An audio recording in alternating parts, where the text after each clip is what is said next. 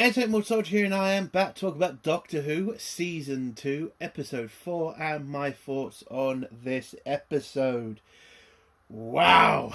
Holy shit! I wasn't expecting much from this episode, but my god! This episode was stupid! Very stupid, and the timing. Ah, BBC, BBC. I mean, you're not doing well right now with the British population. But to put this out after we just had those elections that went, I would say, against the parties that you prefer. Oh, this was a very, very stupid time to put this out. Listen, this episode is pretty much just about misinformation, influencers, and right-wing fear. That's all it was. I mean, the first half was boring, but you were kind of thinking, well, at least I was, some stupid love story. It's going to be something about fucking monsters, and then Doctor's going to come over, well, come out of nowhere and save Ruby and her new boyfriend. But with one scene, it just did a 160 and we got this crazy fucking episode about fucking crazy shit. And it was just, I would say, way over the fucking top. You could obviously tell the people writing this are very angry with a particular wing of the political right, I would say. And it was in your face and unapologetic. I will give them that. They were definitely trying to send a message with this episode. And yeah, I would say we heard the message pretty fucking clear, and that's your perspective, BBC. That's not everybody's perspective. Yes, there can be bad influences that say crazy shit, but in today's world, conspiracy theories, a lot of them turn out to be right, like certain ones from recent years to do with certain viruses that came out of certain labs. That got called a conspiracy theory, did it not? So I don't get how the BBC said, yeah, this is the one you send out. This will definitely not hit us in a bad way. I get why RTD has done this. I get why these writers have done this. But the BBC, you'd think they'd have a bit more sense. I mean, I get why Disney may not care what this episode is saying, because this is more of a British thing than an American thing, especially with right now. But come on, BBC. This was not the right fucking time to release this. I mean, it was ridiculous how one-sided it was. And we get what the message is. Do not believe people on the internet. Believe all the establishment stuff. And do basically. But, listen, the episode as a whole, I mean, for what it was interesting. We have never seen this kind of story told in Doctor Who. I will give the writers that. I mean, how would UNIT deal with a situation like this? Was kind of getting interesting. But how the second part unfolds in the final act was pretty fucking crazy. And at some points over the top. Like this, the bad guy in this episode does a lot of mistakes in the final act. One being grabbing a rifle for no reason, in my opinion, if what he's trying to do in that final part, you know, makes sense. Why would you grab that rifle? It's really stupid. Also, you know, there was mistakes in this episode, especially deal with the rifle the guy picked up. I mean, there are scenes with this guy having an empty rifle because there's no magazine on it. So how can he be firing if there's no magazine? Did they not trust the actor with the gun with the blanks inside it? I don't know. But yeah, it's pretty fucking telling. But also, there was a very stupid scene with Ruby's gran about English villages, which just was completely ridiculous. I mean, I get it. The people writing this are from London. Londoners don't like English villages because they are not diverse in any way. But come on, man. You really want to write this type of shit? I mean, where do you think... I mean, who the hell do the BBC think pays the fucking bills here? Those English villages that you don't like for the fact they're very non-diverse. I mean, what the fuck? It was such a ridiculous line. I know some arsehole was going to say, oh, why does it matter? It matters because it doesn't need to be said. And also, with the gran trying to say something in that sentence, kind of doesn't make sense to say it to Ruby, since what you're saying is those villages are full of racists, and Ruby's white as fuck. Maybe they did have a problem with you, Granny, but come on, love. Ruby might be your grandchild, but she's your adopted grandchild. I don't think they're going to be able to tell your family. It was just a ridiculous scene to have a dig at English villages, and it was ridiculous. But listen, I enjoyed the episode for what it was. I know what it was. Propaganda. You know, that very, very nasty word the left hate. But the bad guy was a dickhead. Over the top, by the way. He was over the top nasty to Ruby through the second half of this episode. And it was just from out of nowhere. But, hey, I enjoyed him getting defeated. I think the first act was boring as fuck. The second act does save the episode. But again, this is left-wing propaganda, and it's just over the top. It just really is. But I enjoyed it for what it was. A really cringe left-wing propaganda episode about not believing influencers and saying that everybody doesn't believe the left-wing narrative. It is a racist son of a bitch who has no brain. So, yeah, I get it. I don't really believe it, but fuck it. It was entertaining for what it was. So what would I give this episode out of 10? Listen, I think it's a funny old episode. It's a filler episode, so it was never meant to be anything massive. This was mainly RTD just giving some random writer their say. So I'll give it a 5 out of 10. I'll give it a 5 out of 10 for what it was. And the final scene with the Doctor, you know what? They could have gone really woke with it, which I would say they did kind of get to that limit. But I would say the fact they gave the bad guy, the final word in the exchange, I think does save the scene for me. I don't like the character, but I do like it when you kind of see, you can kind of see it from his point of view, which they did. So, yeah, 5 out of 10. Let's get to spoilers. If you don't want to hear spoilers, leave in 3, 2, 1. So, the episode starts in 2007 with a Doctor and Bella arrive on New Year's Day, where London is blowing all the fireworks around the London Eye and celebrating a new year. And the Doctor gets out his scanning device to, you know, do the whole finding a way to 2025 to get Bella back home. And whilst the Doctor is talking to Bella and kind of explaining to her that this is not her time, we're gone a little bit early, some random kid just shows up. And the Doctor finds a 50p on the ground, offers it to the child, and the child just runs off in a bit of fear. But he tells them what year it is because they don't know what year it is.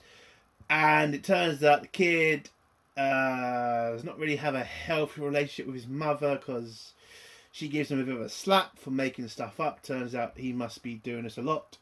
Oh, by the way, throughout the episode, it makes more sense about that scene because that was the first indication that this guy is someone not to be trusted, or at least a kid not to be trusted. So we then go a bunch of years later where we are introduced as the man, the kid who is turned into a man and has a podcast, who explains about his interaction with the Doctor and how he's searching for him to find out about the secrets of the universe and all that shit. And it turns out he does catch up with a doctor, whilst the doctor is on the hunt for a terrible creature called a streaker or something. What was it called? A shrieker, that's it.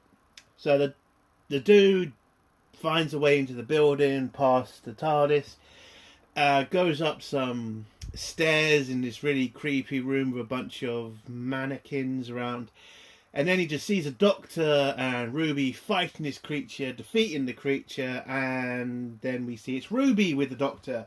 So we've gone back in time still. We're not with our doctor, with the past doctor, where Ruby was still his companion. And the doctor explains what the creature is, and tells Ruby she has to drink some sort of special liquid because she's been tagged by the Shrieker, and if she doesn't get rid of the chemical on her, that will attract more Shriekers that will want to kill her. So she drinks some shit, and that apparently stops the pheromones that she has on her from spreading and, you know, attracting any more of them. The guy who's called what's he called? Comrade. He follows the Doctor and Ruby back to the TARDIS, hides, takes a picture of Ruby, and then they disappear. We go to the future, where it turns out he sent out a picture looking for Ruby, and Ruby answered the call and went on his podcast. Now, listen, there is a problem in this episode because, well, Conrad, he has a podcast. And apparently it's a very popular podcast because this gets Ruby to go on it. And there is a problem with this because it turns out this guy is a massive conspiracy theorist. You know, doesn't believe anything. He, you know, hates the government, thinks they're hiding shit, because that's not true. Definitely, the government doesn't hide shit from us. And, you know, believes all this, you know, very bad stuff. Apparently, what we find out in the second half of the episode. But Ruby didn't know any of that and went on his fucking podcast. Didn't do any checks. Didn't try to see this guy was a fucking nutcase. No, she thought he was alright. To the point, she goes out on a date with him after the podcast. Because they have a little chat, you know, about a doctor, about what she, you know, went through and all that crap. Then he offers to take her out for a drink after the podcast. She kind of hesitates, but then says, fuck it, goes and has a drink with him. Explains what the Shrieker is and what he does, and what it does, you know, power shit and all that stuff. Then, you know, the date goes well. He offers to take her out for dinner, you know, has this kind of funny moment with her, like, oh no, you know, it's modern times, you know, you can pay for dinner or I can pay for dinner, all that kind of shit. And they agree to go out on a special date with each other. We then go back to Ruby's house where she tells her mum and Gran about it, about that they're going to go on a special date to an English village, where we get the stupid line from the Gran about, be careful in those villages because, you know, English villages are just for the racists. Now, she didn't say that, but you could fucking tell what that line was. Even though in this episode they kind of try to say, oh, you live in fear, you try to jump to bad, you know, conclusions. Like, fuck off. You're telling me a Jamaican fucking Gran is saying that a English village full of white people looked at her wrong is not literally saying that they're racist? I mean, what else is that saying? And by the way, it is again kind of weird for the Gran to be saying that to Ruby, who the last time I fucking checked is white. So I don't think she's going to have a massive problem. Oh, but somebody's definitely then going to say, well, the mum did say the Gran did watch Wickerman. Please. Please, with that bullshit. That's literally the line they put in to cancel out that line. You know, just say, oh, the Gran's being a bit over the top because she watched Wickerman. It's like, fuck off. Anyway, Ruby says goodbye to her family, goes on a little trip with the guy that's now her boyfriend. Comrade, who, you know, introduced her to her friends. They go out for drinks, and then some weird shit happens before they leave the bus stop. I forgot to mention that because the sign then starts going a bit funny, which kind of looks like, could the Shrieker be following them? Is the Shrieker still on the hunt? Which is what they were basically trying to say. Yeah, we go to the pub, they have a conversation, you know, try to ask about UNIT, but Ruby can't talk about that. And then something weird starts happening in the pub. The lights start turning out. Oh no, it could be the Shrieker. By the way, I did forget to mention, Ruby did give Comrade the special liquid shit he's supposed to drink so he doesn't get infected. So he does get the pheromone shit off him, so he doesn't get hunted. But he didn't take it because he wanted to prove to Ruby that he was brave. Now, at this point, I thought this episode was going to be, you know, Ruby saving Comrade's life because he fucked up from these creatures. She was going to find a way to beat these horrible predators on her own without the Doctor. You know, a real, you know, I'm a strong woman, I don't need no man kind of episode. But then it does a 180 because Ruby goes out to fight the creatures. Comrade goes out with her to help her and prove that he's, you know, strong and isn't a coward. And then Ruby calls in UNIT to go help her. And turns out Kate, the head of UNIT, is also fucking the Middle Eastern guy who's in charge of Special Forces. I mean, that was apparently something we needed to know in this episode. And the UNIT arrives and tries to hunt down these creatures that turn up. Oh no, are they going to kill Ruby? Are they going to kill Comrade? No, it turns out this is all a fucking stunt. It turns out it was just costumes made to bring out UNIT and to expose UNIT as a fraud, as a bunch of traitors to Britain. And I could not believe what I was seeing. I was like, oh no, no, they're doing Alex Jones. Oh God. Listen, Colin is a mix of Alex Jones, Andrew Tate, name a fucking bad person in, you know, new media. This guy is there to represent them and be the biggest motherfucker you could ever imagine, because 1 second Comrade is like fucking the darling boyfriend, the determined to prove himself to Ruby, and then he turns into Andrew fucking Tate. Oh, you're a slag. Oh, you're fake. Oh, you're a liar. Oh, you're sad. You're pathetic. Like, Jesus Christ, dude.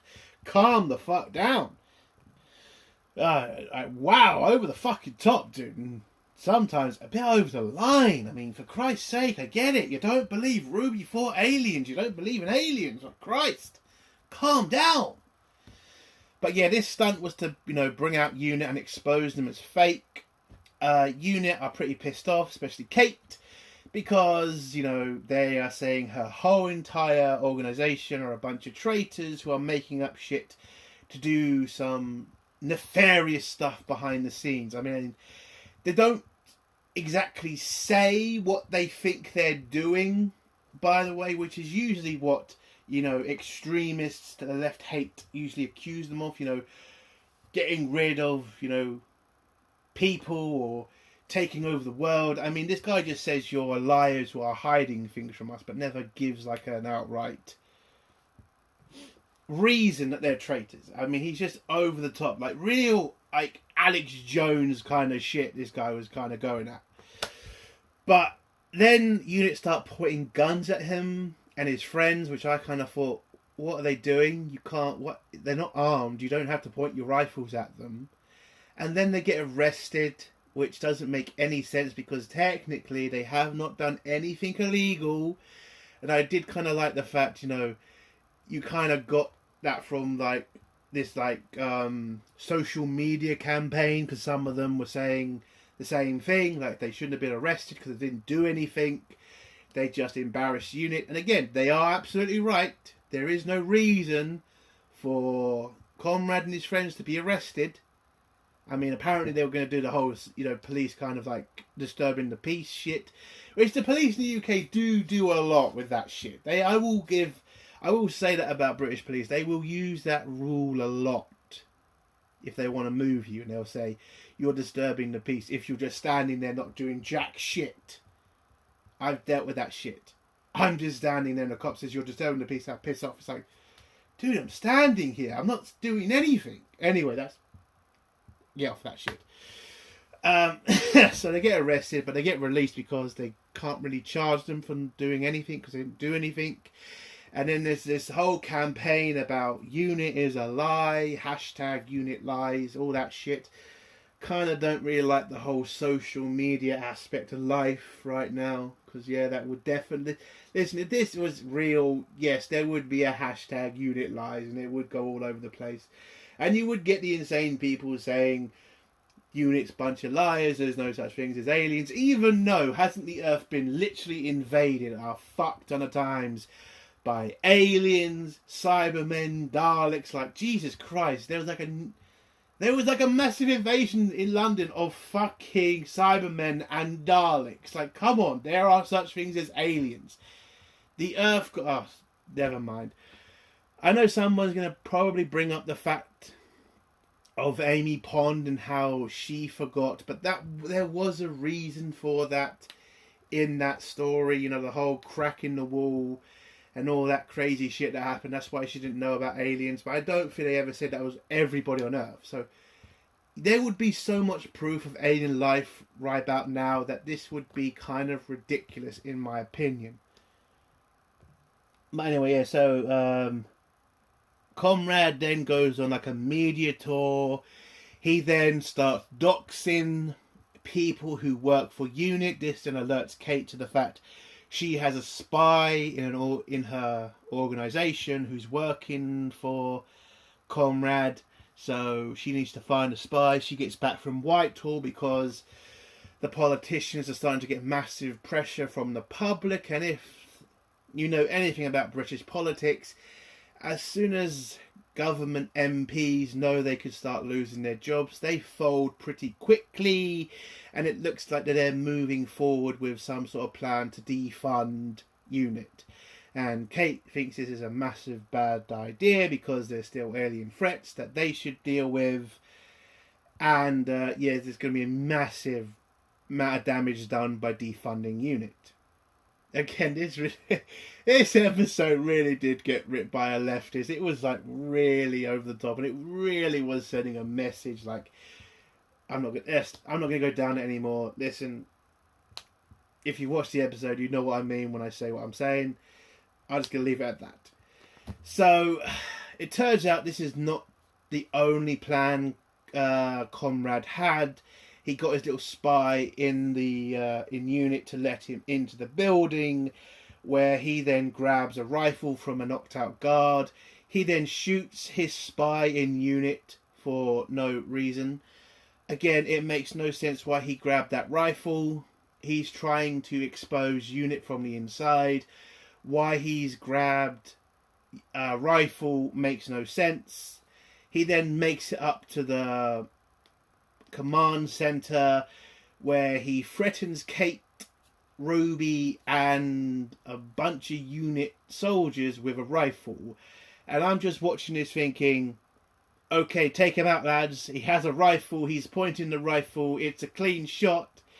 And yeah, someone might say, what about the fact he has a camera on? The guy's pointing a rifle at two unarmed people with fucking soldiers on either side of them. That's a actual good reason to shoot the son of a bitch. Again, if he went up there unarmed, like he should have done, that would have made sense to why he hasn't been shot. He has a rifle. He is pointing it at people. UNIT soldiers, shoot the prick.